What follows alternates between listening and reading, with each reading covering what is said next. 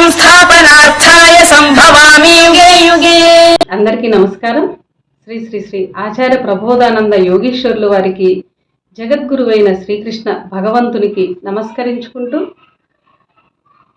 త్రైత సిద్ధాంత భగవద్గీతలోని విశ్వరూప సందర్శన యోగము అనే అధ్యాయంలో 40వ శ్లోకం గురించి తెలుసుకుందాము.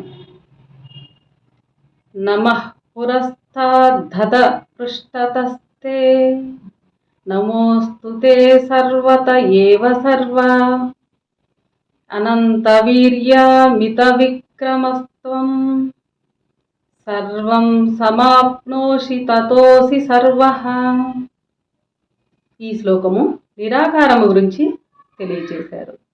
భావము: మొక్కువాడును ముందు, మ్రొక్కవాడను వెనక, మ్రొక్కువాడను సర్వదిక్కులందు అమిత పరాక్రమవంతుడవు మరియు అమిత మగతనము గల వీర్యుండవు, సర్వమునకు వ్యాపించిన వాడవు అగుట వలన సర్వము నీవే అగుదువు.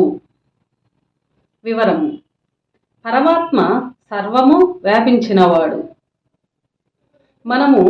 మనకు ముందు, వెనక, పక్కల, చుట్టూ, పైన, కింద అంతటా వ్యాపించి ఉన్నవాడు.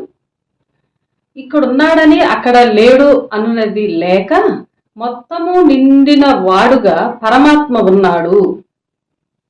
అందువలన అర్జునుడు ముందు వెనక సర్వ దిక్కుల మొక్కుచున్నానని చెప్పాడు.